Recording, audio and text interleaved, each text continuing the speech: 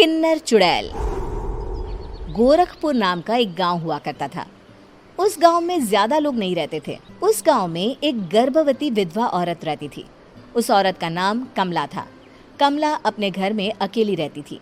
उसके पति की सारी जायदाद उसके नाम हो गई थी, पर सभी गांव वाले उस औरत को मनहूस औरत समझा करते थे और सभी उससे नफरत किया करते थे। एक बार कमला राशन की दुकान पर खाने का सामान खरीदने जाती है। भैया जी, जरा 1 किलो दाल चावल देना। अरे हाय हाय हाय हाय हाय हाय! अरे मनहूस औरत, मेरी दुकान में अपशुगन करवाने आ गई क्या? हैं? चल जा यहाँ से। मैं कुछ नहीं देने वाला हूँ तुझे। भाग भाग यहाँ से, चल जा, निकल। भैया जी, ऐसा मत कहिए।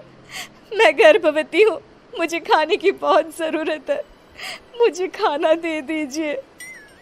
दुकानदार कमला को वहां से धक्के मारकर भगा देता है। तभी कमला रोते रोते उस गांव के किन्नरों के इलाके में आ जाती है। गांव वाले किन्नरों को उसी इलाके में रखा करते थे, क्योंकि वो लोग किन्नरों को पसंद नहीं करते थे और उनके इलाके में रहने से मना करते थे। तो किन्नरों ने उसी गांव में अपना एक इलाका बना लिया था। जब किन्नर लोग देखते हैं कि एक गर्भवती महिला रोते रोते उनके इलाके में आ गई है, तो सारे किन्नर कमला के पास जाकर उसका हाल पूछने लगते हैं। क्या हुआ बहन, तुम्हारी गर्भवती अवस्था में इतनी बुरी हालत कैसे है?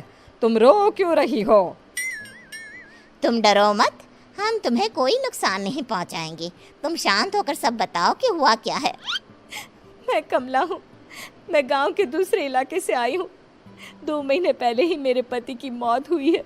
मुझे गांव के लोग मनहूस मानते हैं, क्योंकि मैं विधवा हूँ और गर्भवती भी। वहाँ के लोग मुझे खाने के लिए कुछ बेचने के लिए भी तैयार नहीं, जिससे मेरा गुजारा नहीं हो रहा था। कोई बात नहीं कमला, हम तुम्हारा ख्याल रखेंगे। किन्नर लोग कमला को एक खाली घर में रहने के लिए जगह दे देते हैं और उसकी देखभाल भी करते हैं।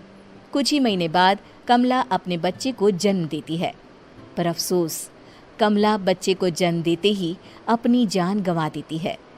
जब सब किन्नर बच्चे को देखते हैं तो बहुत खुश हो जाते हैं, क्योंकि वो बच्चा भी किन्नर ही था। कमला ने एक किन्नर बच्चे को जन्म दिया था। अब इस बच्चे की देखभाल कौन करेगा? हम तो इस बच्चे को गांव के दूसरे इलाके में भी नहीं भेज सकते। और तो क्या हुआ, इस बच्चे की माँ नहीं रही तो हम इसे पालेंगे। अब ये हमारे इलाके में रहेगा, हमारे साथ रहेगा। फिर वो किन्नर उस किन्नर बच्चे को गोद ले लेते हैं, उसका नामकरण कराते हैं। उस किन्नर बच्चे का नाम शक्ति रखा जाता है।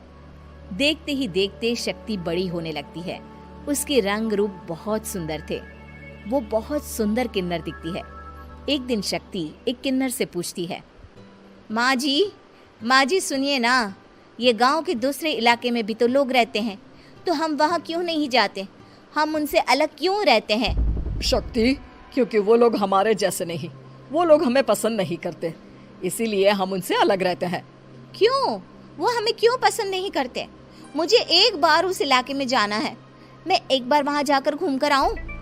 शक्ति, खबरदार, जो तू उस इलाके में कभी भी गई तो अपनी जान नहीं गंवाना चाहती तो उस इलाके में कभी कदम भी नहीं रखेगी, समझी? इतना कहकर वो किन्नर वहां से चली जाती है। शक्ति उस किन्नर की बात सुनकर बहुत रोती है। माँ जी, ऐसा कैसे कह सकती हैं? उन्होंने इतनी सी बात के लिए मुझे इतना डांटा। अब तो मैं उस इलाके में जरूर जाऊंगी। फिर एक दिन शक्ति गांव के दूसरे इलाके में चुपके से जाती है। ये लोग तो हमारे जैसे ही इंसान हैं, तो ये हमसे नफरत क्यों करते हैं? जब शक्ति उस इलाके में पहुंचती है तो गांव के सारे आदमी उसके रूप से मोहित हो जाते हैं। वो लोग ये अंदाजा नहीं लगा पाते कि वो किन्नर है। शक्ति की सुंदरता देखकर सारे गांव वाले उसकी तारीफ करने लगते हैं। तभी गांव का चक्कर लगाने गांव के जमींदार का बेटा हर्ष वहां पहुंचता है।